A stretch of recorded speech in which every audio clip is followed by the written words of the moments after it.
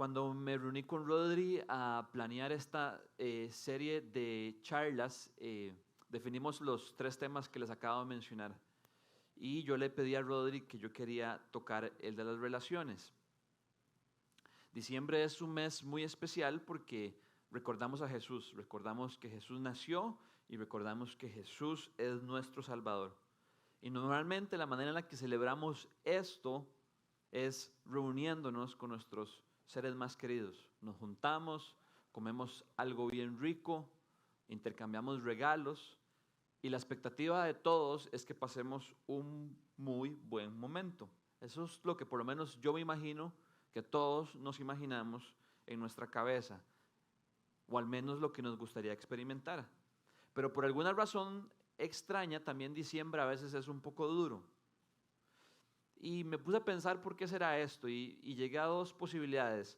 Puede ser a que es un mes o es una época tan especial donde todos tenemos como un ideal de cómo debería verse, un ideal de cómo debería vivirse. Y por lo tanto nuestras expectativas suben.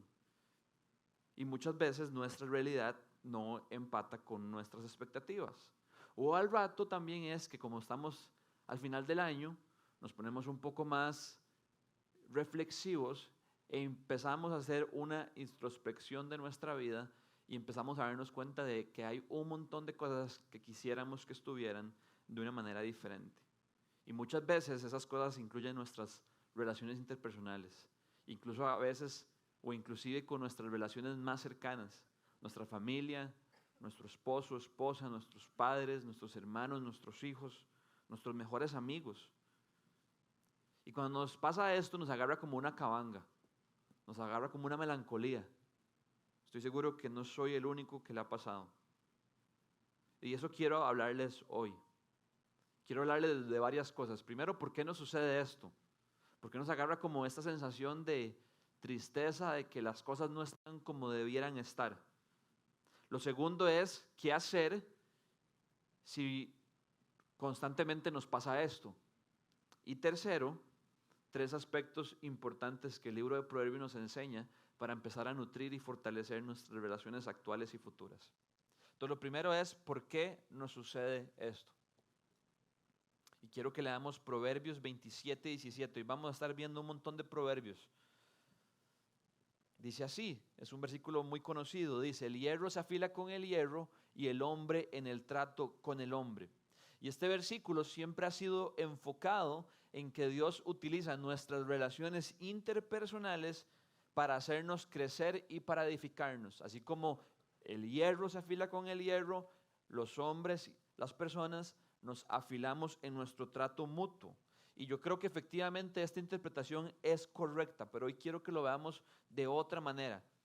Y para eso quiero hacerles varias preguntas. Y la primera es, ¿por qué es que afilamos los cuchillos?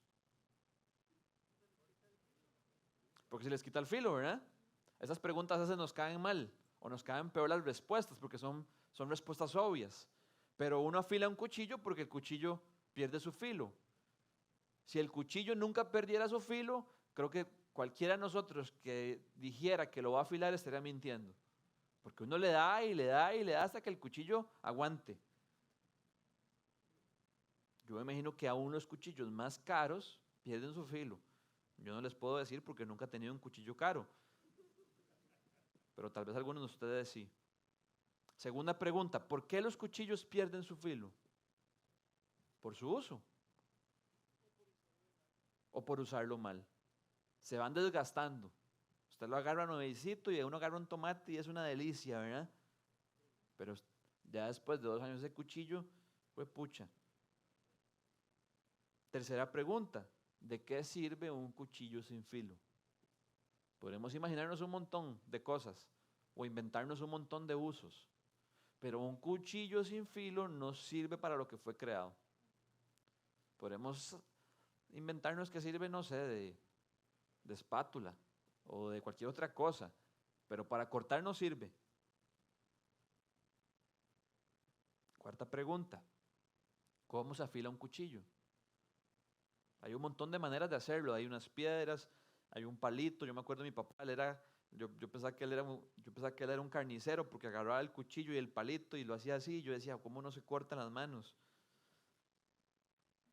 Pero lo que todas las maneras diferentes de afilar un cuchillo comparten es lo siguiente, que se requiere de un esfuerzo, se requiere de un trabajo.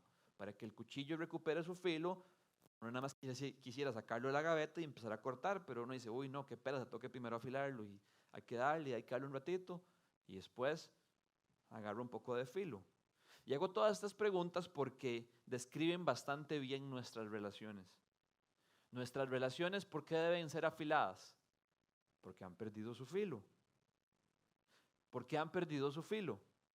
Por el desgaste diario de nuestra interacción. Pero por qué nuestra interacción hace que pierdan su filo? Porque somos pecadores interactuando con otros pecadores. Siempre que caso una pareja, digo lo siguiente, el matrimonio es como meter a un pecador y a otro pecador en una licuadora y batirlos. Pero aún así es hermoso. Pero lo mismo sucede en nuestras relaciones interpersonales.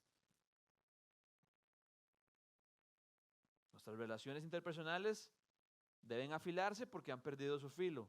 Han perdido su filo por el desgaste constante que hay por nuestro pecado. Mi pecado, el pecado de la persona con la que me estoy relacionando. Nuestras relaciones sin filo no nos bendicen, no nos edifican. Podrán servir para muchas cosas, pero no para construir, no para bendecirnos, sino casi siempre para todo lo contrario. Y para que nuestras relaciones puedan volver a funcionar, requieren de un esfuerzo.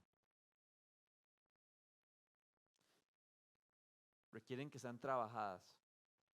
Así que el gran problema con nuestras relaciones interpersonales es nuestro pecado.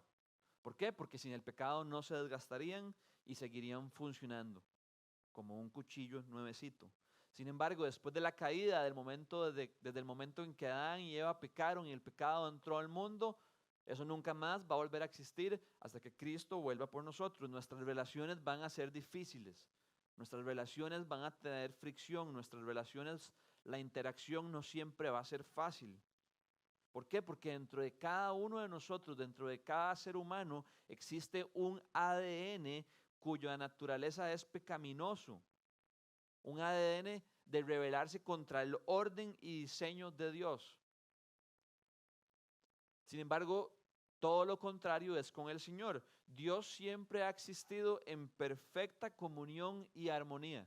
Lo que usted quiere para sus relaciones más cercanas, Dios lo disfruta todos los días. Dios siempre ha existido en perfecta unidad y armonía. El Padre con el Hijo y el Hijo con el Espíritu y el Espíritu con el Padre.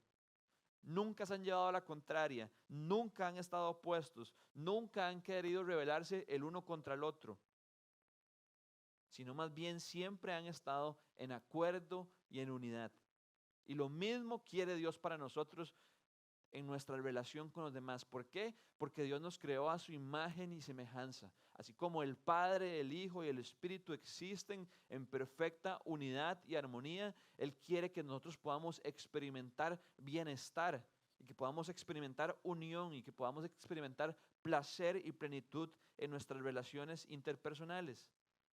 Sin embargo, cuando el pecado entró al mundo y contaminó nuestro corazón, vino a entorpecerlas, vino a dañarlas, vino a distorsionarlas y vino a trabarlas. ¿De qué relación estoy hablando? ¿De cuáles estoy hablando? Estoy hablando de las relaciones más importantes que usted y yo tenemos. Número uno, nuestra relación con Dios. Y número dos, nuestra relación con el prójimo. Y nuestra relación con el prójimo involucra a cualquier otro ser humano. Aquellos que son más cercanos, como nuestra familia, mejores amigos, compañeros de trabajo o vecinos. El pecado es tan malo, el pecado es tan dañino, y aunque suene raro, el pecado es tan pecaminoso que vino a atacar lo más importante en la vida del hombre, nuestras relaciones, nuestra relación con Dios y nuestra relación con los demás. ¿Por qué digo que lo más importante? Porque cuando le preguntaron a Jesús que cuál era el mandamiento más importante, Jesús respondió en relación a nuestras relaciones con los demás. Jesús dijo, amarás al Señor tu Dios con todo tu corazón, con todas tus fuerzas, con toda tu alma, con toda tu mente, con todo lo que sos, y amarás a tu prójimo como a ti mismo. Entonces, lo más importante en la vida de cualquier persona son nuestras relaciones, nuestra relación con Dios y nuestra relación con los demás. Y el pecado vino a intrometerse en eso. Estas son malas noticias. Nuestras relaciones más elementales en la vida han sido profundamente dañadas por nuestro pecado. Ya sea por nuestro pecado o por el pecado de otros. Y sin importar de quién venga, si de mí o de alguien más, lo que siempre trae es ruptura. Estoy seguro que todos lo hemos experimentado. Sin embargo, las buenas noticias del Evangelio, las buenas noticias que celebramos en el mes de diciembre es que Cristo vino a traer restauración. Cristo vino a restaurar nuestra relación más importante con el Padre y Cristo vino a empoderarnos con su Espíritu para que podamos empezar a restaurar nuestra relación con nuestro prójimo. Jesús vino y a través de su vida, de su muerte, de su resurrección, nos liberó del castigo del pecado, Él tomándolo en la cruz, y nos liberó del poder del pecado al darnos su Espíritu y su Espíritu constantemente estar trabajando en nosotros. En el momento en el que cualquier hombre o mujer pone su fe en Jesucristo, en ese momento esa persona se encuentra en perfectos términos delante de Dios. Dios lo declara justo, lo declara como si fuera su propio Hijo Jesucristo. Lo perdona de todos sus pecados, lo adopta en su familia. Sin embargo, no sucede así con nuestras relaciones interpersonales. Lo que sí nos da es lo que necesitamos para poder empezar a trabajarlas. Y es conforme dejamos que el Espíritu Santo trabaje en nuestro corazón y nos empezamos a hacer cada vez más como Cristo, a asemejar a Él, a transformarnos a su imagen y semejanza, que podemos interactuar con las personas a nuestro alrededor como Cristo Jesús lo haría. Y cuando empezamos a hacer como Jesús, con el resto, nuestras relaciones empiezan a cobrar un sentido diferente. Las fricciones empiezan a desaparecer, porque empieza a habitar más de Cristo en nosotros y menos del pecado en nosotros. Entonces, la razón por la que muchas de nuestras relaciones importantes han sufrido, están rotas, están quebrantadas, están distorsionadas, no están a donde quisiera que estén, es por nuestro pecado. Porque el pecado nos quita el filo, porque el pecado distorsiona la imagen y semejanza con la cual Dios nos creó. Pero Cristo vino al mundo precisamente para rescatarnos de eso. Y para que su Espíritu en nosotros empiece a restaurar una vez más su imagen. Mientras estemos aquí en la tierra, esa imagen nunca será perfecta, pero un día estaremos delante de Él cara a cara y podremos verlo a los ojos, porque seremos semejantes a Él. Y creo que esto es importante, porque cuando llega esa cabanga, esa melancolía, tenemos que identificar de dónde viene. Y empezar a entender que nuestro enemigo no son las personas, que la culpa no es de los demás, sino que nuestro verdadero enemigo es el pecado que habita en nosotros y que habita en otros. Pero cuando entendemos de que no es la persona, sino el pecado que vive en ella, podemos encontrar esperanza y consuelo en Cristo. De que así como Cristo puede y quiere trabajar en tu corazón, puede y quiere trabajar el corazón de las demás personas. Entonces ya vimos por qué nos sucede esto, y lo segundo que vamos a ver es qué hacer con nuestras relaciones que hoy por hoy de alguna manera se encuentran rotas o distorsionadas o quebradas. Yo creo que una de las cosas que normalmente suceden cuando nos agarra la cabanga o la melancolía es como que nos congelan, como que son sentimientos tan profundos como que nos paralizan y como que empezamos a ver todo oscuro, nublan nuestra mirada y es como una tristeza que que nos embarga como que no podemos hacer otra cosa que no estar tristes. Nos frena. Solo pensamos en que algo en nuestra vida no está funcionando como debería estarlo. Y literalmente es como que nos echamos a morir. Y yo me pregunto, ¿de qué nos sirve esto? ¿De qué nos sirve echarnos a morir? Si nuestros tíos no se hablan, ¿de qué nos sirve echarnos a morir? Si mis papás están divorciados, ¿de qué me sirve echarme a morir? Si no me siento parte de mi familia, ¿de qué me sirve echarme a morir? Si algún familiar no quiso ir el 24, ¿de qué me sirve echarme a morir? Yo no conozco la condición de cada uno de ustedes, no conozco cómo están sus relaciones interpersonales, no conozco cómo están sus relaciones más cercanas, pero de fijo, de alguna manera, tienen algo de ruptura, tienen algo de distorsión, tienen algo que más profundo de nosotros mismos sabemos que no está como debería estar.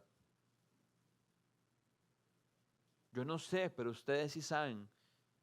Y quiero que lo identifiquen, que le pongan nombre y que se pregunten, ¿de qué me sirve echarme a morir? Porque solo lamentarse muchas veces no genera nada. Solo nos lleva como a echarnos en el barro y quedarnos ahí dando vueltas. Entonces, ¿qué hacemos con este tipo de relaciones? Y me pareció demasiado poderoso lo que dice Proverbios 4:25, dice así: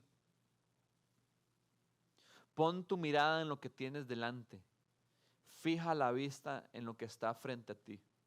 A veces leemos el libro de Proverbios y pensamos como que tiene que haber como un significado oculto, pero Proverbios está lleno de tanta sabiduría que a veces la sabiduría se ve en las cosas más sencillas. Pon la mirada en lo que tienes delante de ti, fija la vista en lo que está frente a ti. Esto no quiere decir que obviemos las cosas, no quiere decir que las evitemos, no quiere decir que las ignoremos. Esto no quiere decir que barramos las cosas que están como no nos gustan debajo de la alfombra y que pretendamos que todo esté bien. Más bien todo lo contrario, implica enfocarse en lo que está adelante, en creer y recordar que nuestras relaciones pueden ser impactadas, restauradas y transformadas por el Evangelio. Si este 2022, porque, echo para atrás un toquecito, porque si algo los creyentes tenemos enfrente nuestro todo momento es el Evangelio. Es a Cristo Jesús y su mensaje de esperanza por lo que hizo por nosotros. Como cantábamos ahora, pon tu mirada en Cristo. Esa invitación es una invitación siempre presente, en todo momento accesible para todos los creyentes. Podemos poner nuestra mirada en Cristo. Incluso para los no creyentes, Cristo está disponible para nosotros. Y Proverbios 4:25 dice, pon tu mirada en lo que está frente a ti, en lo que está delante de ti. Y Cristo siempre está ahí. Entonces no importa cómo estén nuestras relaciones hoy por hoy, podemos poner nuestra mirada en el Evangelio y confiar de que el Evangelio es poderoso para impactar nuestras relaciones. Si este 2022 algunas de nuestras relaciones están rotas, quizás este diciembre sea un buen momento para que puedan ser rescatadas por Jesús. Tal vez no sea en este diciembre, tal vez sea en el 2023 o tal vez sea en el 2024, no importa cuándo sea, pero lo que sí es cierto es que vale la pena seguir luchando por ellas, pero no con nuestras propias fuerzas, sino dejando que sea Dios quien actúe. Poniendo nuestra mirada en lo que está frente a nosotros, y lo que está frente a nosotros es Cristo crucificado y Cristo resucitado. No hay otra cosa en la que podamos poner nuestra mirada. Todo lo demás es pasajero, todo lo demás es vano e ilusorio. Y yo me pregunto, ¿será que muchas veces no podemos avanzar? ¿Será que muchas veces esa sensación de cabanga y de melancolía nos frena y nos congela? Porque estamos demasiado enfocados en lo que alguna vez algo fue. ok, si mi relación presente con tal persona no está como estuvo antes, pero ¿de qué sirve enfocarnos tanto en cómo estuvo antes? Como estuvo antes, fue antes. Y solo Dios sabrá cómo va a estar mañana o pasado mañana, pero nos llena de sabiduría y nos aconseja, pongan su mirada en lo que está frente a usted, en lo que está adelante. Las buenas noticias es que con Dios podemos tener la esperanza de que nuestro mañana siempre será mejor que nuestro ayer y que nuestro presente. No porque las cosas que estamos viviendo se van a solucionar, sino porque nuestro mañana siempre va a estar más cerca de cuando Cristo venga y restaure todas las cosas y estemos en su presencia. Pero mientras ese día llegue, Dios nos invita a que aprovechemos cada día al máximo y dejemos que el Evangelio impacte, y toque y empodere nuestras relaciones y nos empodere para vivir como Jesús vivió. Que nos empodere a amar al prójimo como Jesús amó al prójimo. Ese es el mensaje del Nuevo Testamento, de que el Espíritu de Dios es depositado sobre los creyentes para que el Espíritu de Dios haga en los creyentes la obra de Cristo.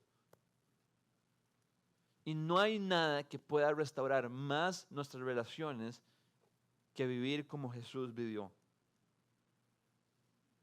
Mateo 7:12 dice lo siguiente: así que en todo traten ustedes a los demás tal y como quieran que ellos los traten a ustedes.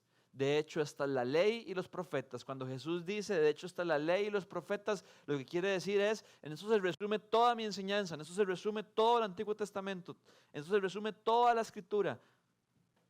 Los 39 libros del Antiguo Testamento a esto apuntaban, al Evangelio, al amor, a la gracia. Traten a los demás como les gustaría a ustedes que ellos los trataran. Y yo no sé ustedes, pero para mí esos versículos de los más difíciles de toda la Biblia. Me reta, me confronta. Y para poder vivir así, adivinen qué necesitamos. El Evangelio. Porque en el Evangelio encontramos el trato más dulce, el trato más amable, el trato más lleno de gracia, de misericordia, de amor, de perdón, que cualquier ser humano puede encontrar. Y para que usted y yo podamos tratar a los demás como nos gustaría que fuéramos tratados, necesitamos ser motivados por aquel que cumplió eso y lo hizo a la perfección. Y su nombre es Cristo Jesús. Si usted quiere tratar de vivir eso en sus propias fuerzas, cuenta cómo le va. No es fácil tratar a los demás como les gusta que nos trataran. Y es irónico, debería ser fácil, ¿verdad? Porque es obvio. ¿Quién no va a querer tratar a los demás como me gustaría que me trataran a mí? Pero ¿saben por qué es irónico? ¿Y saben por qué no es fácil? ¿Y saben por qué no es obvio? ¿Y saben por qué no es lógico? Por el pecado. Porque el pecado nos distorsiona y en un momento donde con sensatez y la mente clara y despejada pudiéramos decir, voy a tratar a mi hermano como me gustaría que me tratara a mí, el pecado nos seduce, nos cautiva y nos hace actuar de otra manera completamente diferente. Imagínense cómo serían sus relaciones si usted tratara a toda persona siempre como le gustara que lo trataran a usted. Y si toda persona lo tratara a usted como siempre le gustaría que lo traten. Suena como irreal, ¿verdad? Pero eso es lo que el reino de los cielos quiere venir a hacer en medio nuestro. Es que las relaciones interpersonales, el amor al prójimo, es uno de los termómetros más grandes que podemos tener de cuánto el reino de Dios ha avanzado en nuestra vida. Dios no quiere que que conozcamos mucho de su palabra, que nunca faltemos a la iglesia y que nuestras relaciones estén ahí todas escuálidas, todas enclenques, todas ralitas, todas... Ya me entendieron. Entonces, número 1, el pecado desgasta nuestras relaciones. Por las buenas noticias es que Cristo vino a quitar el castigo que merecíamos y darnos el poder para empezar a restaurar nuestra vida y conforme Él nos empieza a transformar, poder tratar a las demás personas como Cristo nos trató a nosotros. Número 2, no importa. Tal vez usted diga, no, sí importa, serio, sí importa. Usted no sabe el dolor que yo siento de que mi familia esté como esté. Claro que importa. No estoy diciendo que no importa, sí importa. A Dios le importa. Lo que quiero decir es que no importa a dónde esté, de nada le va a servir a usted lamentarse únicamente por eso. Dios quiere que pongamos nuestra mirada en Cristo y confiemos en que el Evangelio es lo único que tiene el poder para restaurar nuestras relaciones. Que pongamos nuestra esperanza en eso. No en si hago esto, en si hago aquello otro. Si hago esto tal vez va a sentir compasión. Si hago eso tal vez se va a dignar de pedirme perdón. Si hago esto tal vez se va a acordar. No, porque nos desgasta y salimos heridos. Pongamos nuestra mirada en Cristo. Y lo tercero que vamos a ver hoy son 3 aspectos que el libro de Proverbios nos enseña para cuidar y nutrir nuestras relaciones actuales y futuras. ¿Vamos bien? Sí. Me leí todo el libro de Proverbios y de fijo hay más cosas que ayudan a nutrir nuestras relaciones, pero estas fueron las 3 que me parecieron más esenciales. Número 1, le puse por nombre perseguir la humildad. La humildad es esencial para todas nuestras relaciones. Sin humildad nuestras relaciones se deterioran y pueden incluso llegar a romperse por completo. La humildad es tan importante que sin humildad no podemos ni siquiera relacionarnos con Dios. ¿Por qué? Porque es la humildad la que nos lleva a reconocer que necesitamos un Salvador y que tenemos una multitud de pecados de los cuales arrepentirnos. Por eso es que Jesús dijo, dichosos los pobres en espíritu, porque a ellos les pertenece el reino de los cielos. Por eso es que Santiago, el hermano de Jesús, en su carta nos dice, Dios se pone a los orgullosos, pero da gracia a los humildes. Y veamos lo que nos dicen los siguientes proverbios. Vamos a leer 3. Proverbios 3:34. El Señor se burla de los burlones, pero muestra su favor a los humildes. Proverbios 6, 16 y 17. Hay 6 cosas que el Señor aborrece, ojo las palabras que fuertes, y 7 que le son detestables. Veamos la que aparece en número 1. Versículo 17. No, el pasado, Proverbios 6, 16 al 17. Solo leímos el 16.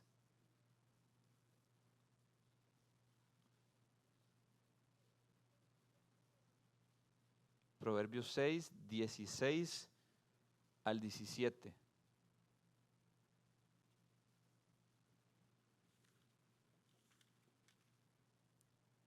Se los leo yo de aquí, dice así. Hay 6 cosas que el Señor aborrece y 7 que le son detestables. Número 1, los ojos que se enaltecen. En otras versiones dice, ojos altivos, ojos arrogantes, ojos soberbios. Hay 6 cosas que el Señor aborrece, no sé por qué, solo esas 6, y no sé qué quiere decir con que luego hay 7 que detesta, entonces que las segundas 6 son peores que la primera, no sé. Pero lo que está de primero son los ojos que se enaltecen. Proverbios 16, 5.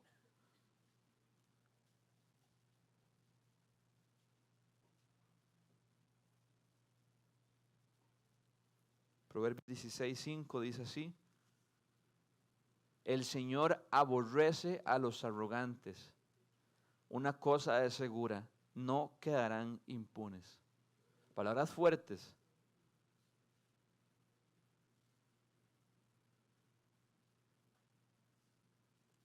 Tiene sentido que el Señor aborrezca el orgullo, porque el orgullo nos separa de Él. Si el Señor no aborreciera el orgullo, no nos estaría amando.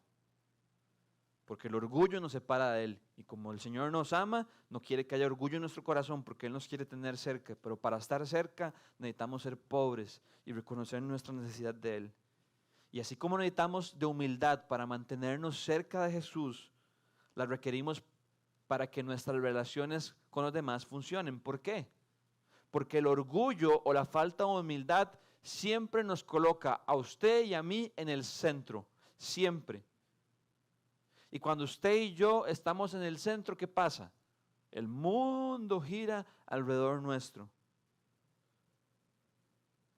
Y adivinen qué pasa cuando el mundo gira alrededor nuestro. Las personas giran alrededor nuestro. Claro que afecta nuestras relaciones interpersonales.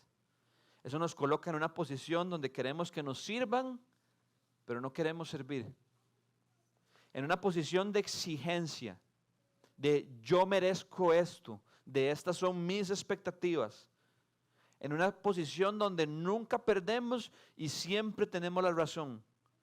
En una posición donde estamos cerrados a mejorar o a cambiar. En una posición donde no hay apertura para que otros sean vulnerables, porque nos volvemos inaccesibles. En resumen, en una posición donde nuestro corazón se endurece.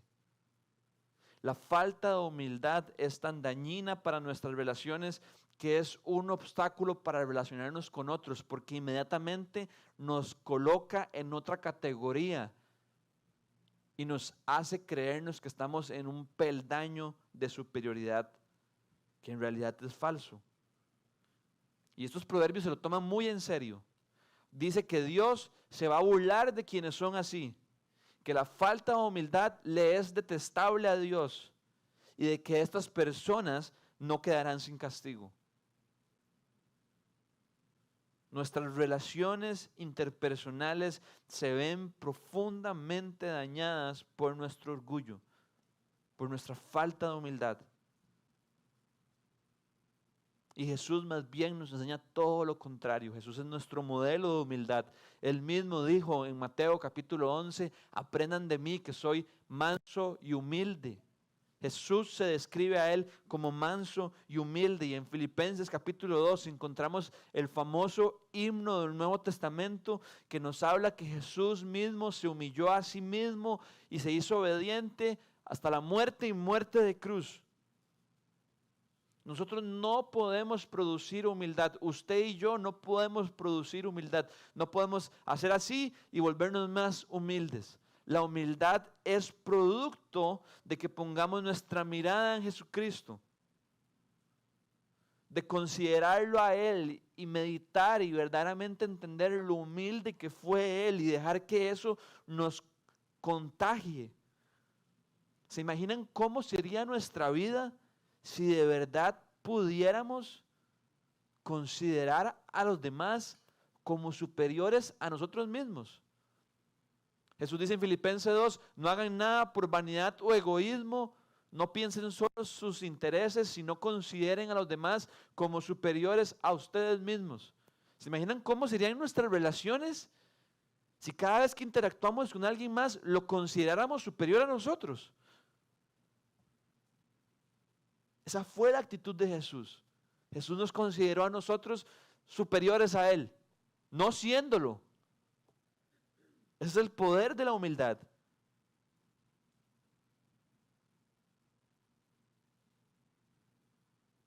Y llamé a este punto perseguir la humildad porque nunca llegamos a un momento donde somos lo suficientemente humildes.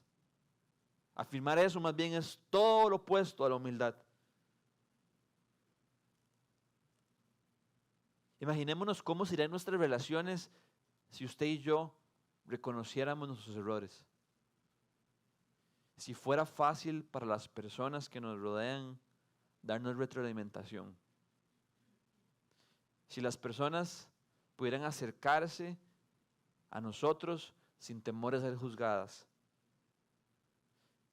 Si nos deleitáramos en hacer mucho más de los demás. Si anduviéramos por la vida queriendo hacer el bien sin buscar reconocimiento. Todas estas cosas son fruto de la humildad.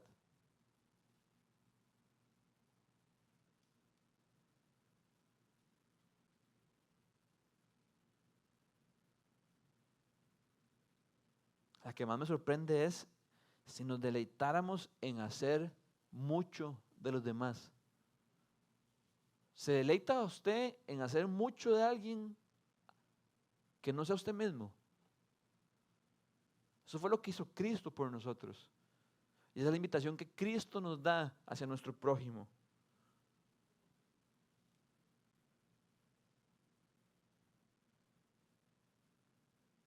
Entonces, punto número 1, la humildad. Punto número 2, le llamé apreciar la paz.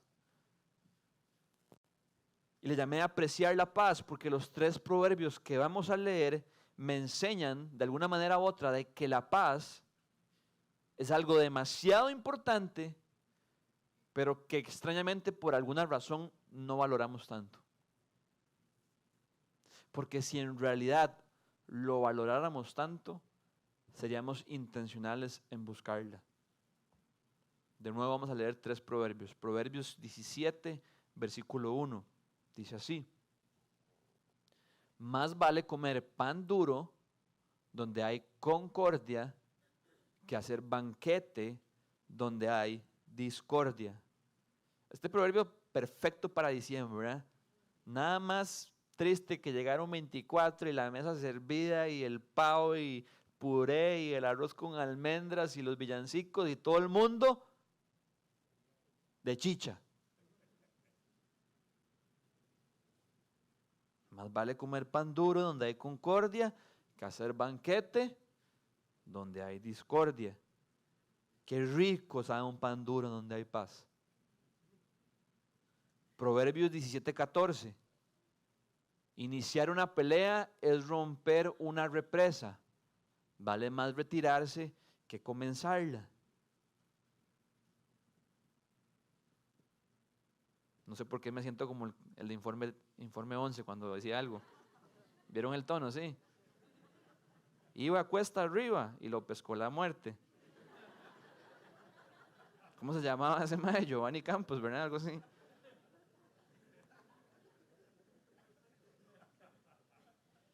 Proverbios 23. Esto no lo voy a leer así ya. Dice: honroso es al hombre evitar la contienda, pero no hay necio que no inicie un pleito. ¿Vieron cómo los 3 nos hablan de la paz? Muchas veces se ha dicho que la paz no equivale a ausencia de conflicto. Y yo creo que esto es cierto. Y los predicadores siempre tenemos que hacer este paréntesis para que nadie salga de la iglesia pensando que el hecho de que Jesús vino a traernos paz quiere decir que no va a haber problemas en nuestra vida, porque eso no es lo que Jesús vino a hacer en el mundo. La paz no significa ausencia de conflicto. Pero en este caso, en los proverbios, la paz sí se refiere a evitar problemas, a evitar discusiones, a evitar conflicto.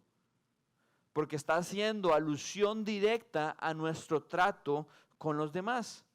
El primer proverbio, el de más vale comer pan duro en paz que un banquete en discordia, me llama muchísimo la atención porque pone en una balanza qué es más valioso.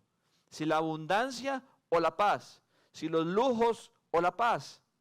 Y es claro, el proverbio es lo suficientemente claro para indicarnos hacia dónde se inclina la balanza de Dios, hacia la paz.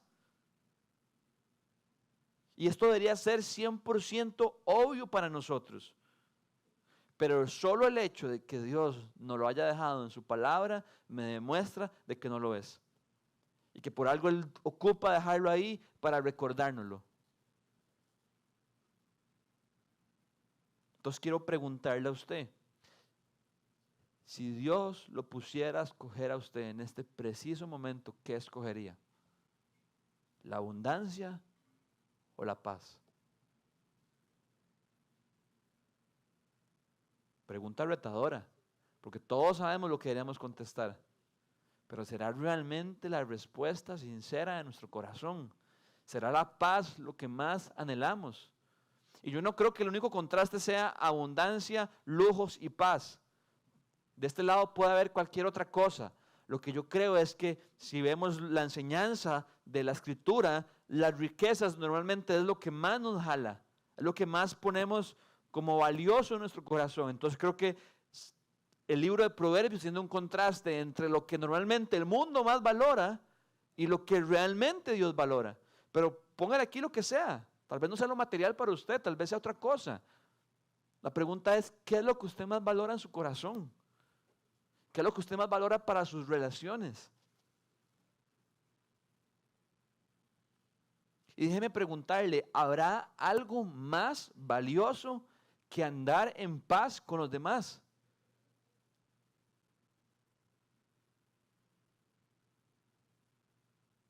¿Habrá algo más valioso que poder toparse a quien sea en la calle y no tener que cruzar al otro lado de la acera, no tener que decir, uy, qué torta, mira quién apareció, uy, no quería saludarlo, que ojalá no me vea?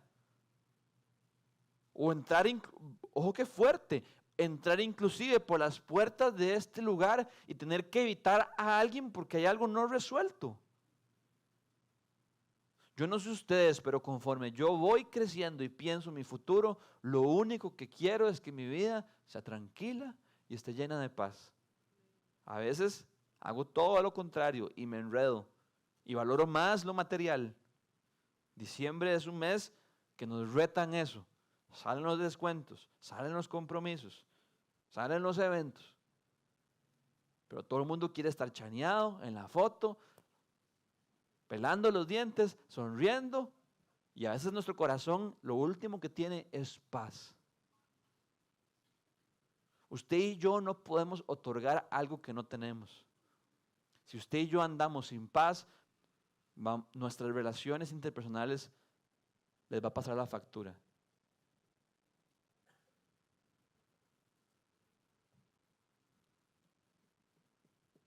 Pero qué lindo disfrutar de una relación con paz. El segundo proverbio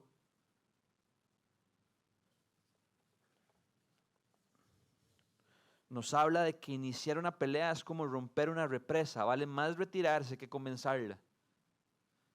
Y en otras palabras lo que quiere decir es que las peleas producen efectos negativos que son difíciles de contener. Imaginémonos abrir las compuertas de una represa. Una vez abiertas es imposible refrenar que el agua avance. Y por más ingenuo que parezca, muchas veces andamos por la vida peleando y peleando pensando que nada va a pasar. Peleamos porque alguien puso el cuchillo del otro lado del plato. Peleamos porque alguien no colgó el paño donde debía ir colgado. Peleamos porque la esposa se duró más maquillando y vamos tarde para la iglesia. Pensábamos, peleamos y peleamos y peleamos. Nos gusta pelear por todo. Y como es la norma y es algo tan rutinario, pensamos que nada pasa. Pero una peleita por aquí, y una pelita por allá, y una pelita por aquí, le llenan el balde a cualquiera. Y el proverbio dice, es que dígame si el proverbio no está lleno de sabiduría. Iniciar una pelea es romper una represa. ¿Qué quiere decir? Una vez que comenzó la pelea, no hay vuelta atrás. ¿Por qué? Porque es muy difícil detenerla una vez que comienza. Nadie termina feliz, nadie termina satisfecho, todos se sienten heridos, todos se sienten incomprendidos, todos se sienten amargados. Pero uno va manejando y uno dice, la verdad es que se lo voy a decir, ¡Jua! Y uno dice, ¿en qué momento terminamos como terminamos?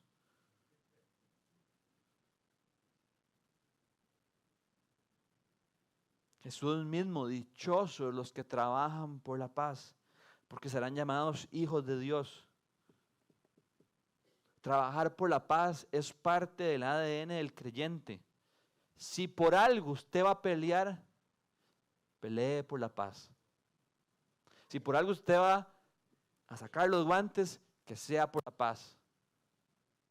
Para que la paz abunde en su hogar, para que la paz abunde en su casa, para que la paz abunde en sus relaciones. El apóstol Pablo dijo en Romanos que si es posible y en cuanto dependa de nosotros, que vivamos en paz con todos. Y yo quiero preguntarnos, ¿ha hecho usted, he hecho yo todo lo que está a mi alcance para vivir en paz con mi prójimo? Y como dijo Rodri la semana pasada, muchas veces lo primero que tenemos que hacer es refrenar nuestra lengua.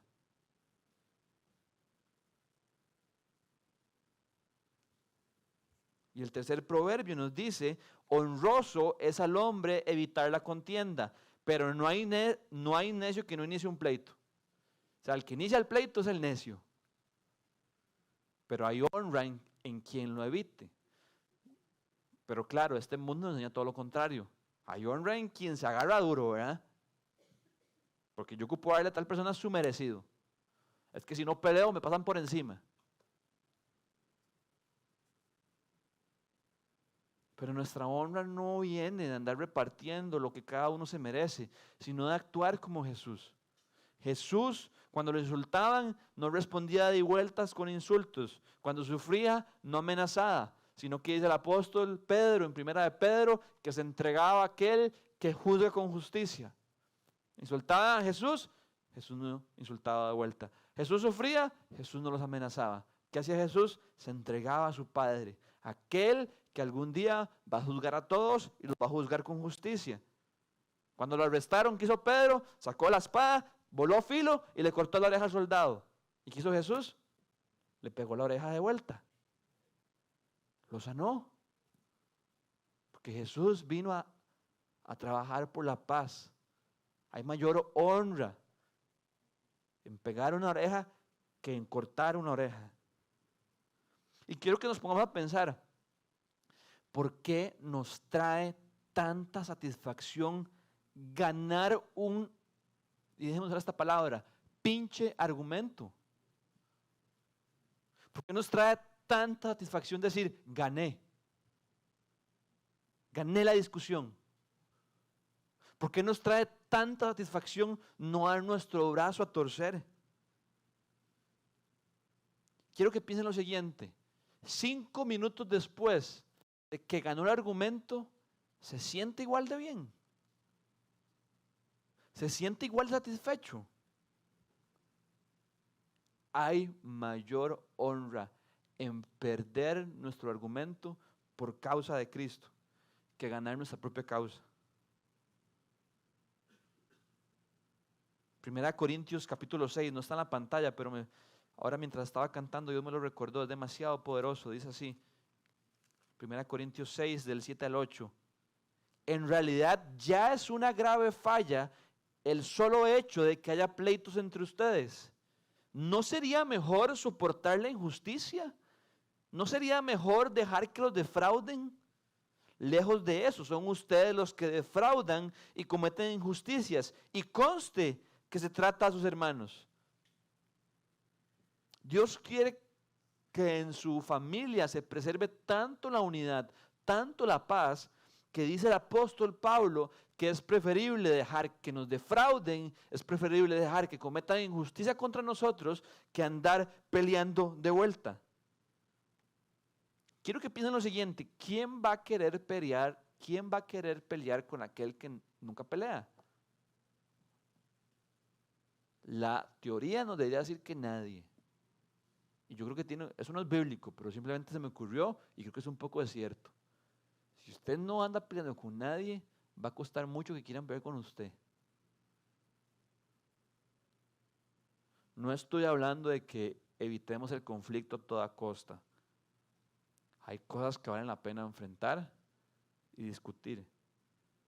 Pero si vamos a hacerlo, que sean por las causas que Dios defiende. Perseguir la humildad, apreciar la paz y terminamos con practicar el perdón. Y dejé el perdón de último, porque cuando ya no hay nada que hacer, hay que perdonar. Y le puse a practicar, porque adivinen qué, hay que hacerlo una y otra vez. Es un músculo que se ejercita, que se hace fuerte, que se hace grande. Que hay que hacerlo de manera frecuente y recurrente. Pedro, muy espiritual, según él, le pregunta a Jesús: Maestro, ¿cuántas veces debo perdonar al hermano que pega contra mí? 7. Seguro Pedro dijo: pucha, 7. Y Jesús le dice: no, Pedro, 7 no, 70 veces 7. Y Pedro dijo: ay, mamita. ¿Qué quiere decir 70 veces 7? No quiere decir nada matemático ni de ciencia cuántica. Simplemente es: Pedro, cuantas veces sean necesarias. Hay que perdonar al hermano cuantas veces sean necesarias. Vamos a leer 2 proverbios. Proverbios 17:9 dice así: el que perdona la ofensa cultiva el amor. Qué lindo. El que insiste en la ofensa divide a los amigos. En otra versión dice: a los amigos muy cercanos. Proverbios 24:29 dice: no digas, le haré lo mismo que me hizo, le pagaré con la misma moneda. El que perdona la ofensa cultiva el amor. Cuando perdonamos, estamos sembrando para luego cosechar el amor. Pero cuando no perdonamos e insistimos en la ofensa, cosechamos división y separación.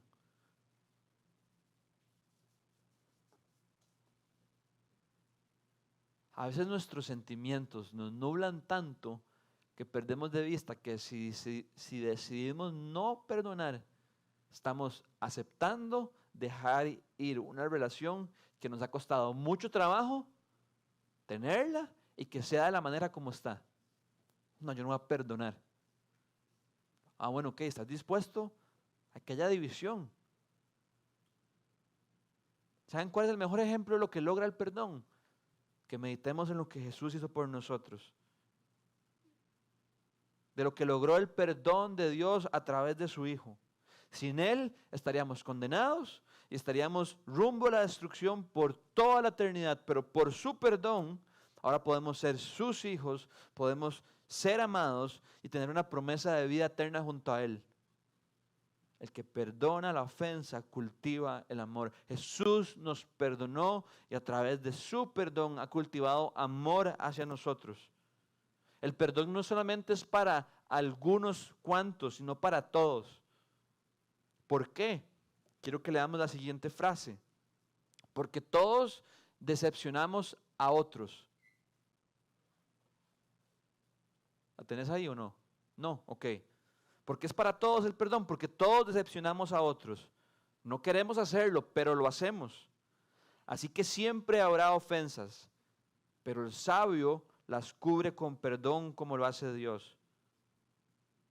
¿Por qué Dios, dice este autor, no sigue avergonzándonos con nuestros fracasos? Porque Dios está más interesado en nuestra amistad. Él cubre nuestros pecados a través de Cristo. Y eso es lo que nosotros hacemos también, porque queremos a nuestro prójimo pecador más de lo que queremos la venganza.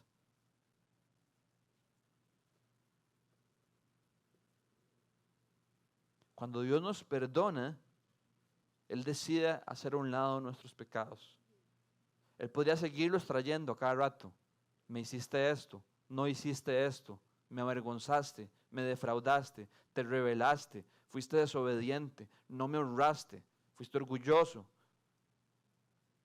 Pero Dios los perdona a través de Cristo y los hace a un lado. ¿Qué pasaría si Dios los siguiera trayendo una y otra vez? Sería imposible relacionarnos con Él. Y Dios prefiere perdonarlos y hacerlos a un lado porque estima más tenernos cerca, estima más que podamos relacionarnos con Él. Y eso es lo que hace y logra nuestro perdón.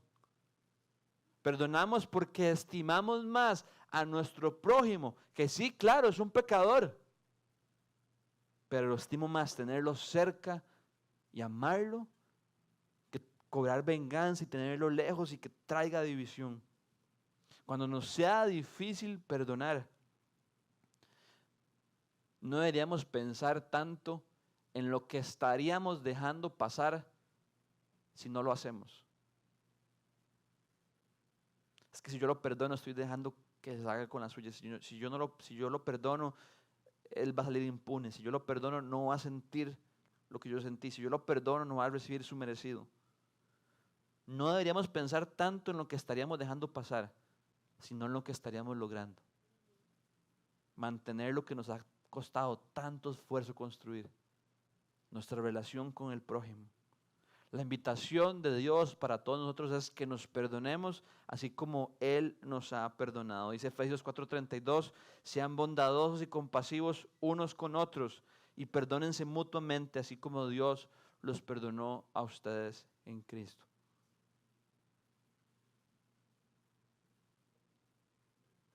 Así que el mensaje de hoy es que las buenas noticias que nos trae el libro de Proverbios, las buenas noticias que recordamos y festejamos en diciembre, es que Cristo, el Salvador, vino al mundo, vino para cargar nuestros pecados, vino para darnos de su Espíritu a los que hemos puesto nuestra fe en Él.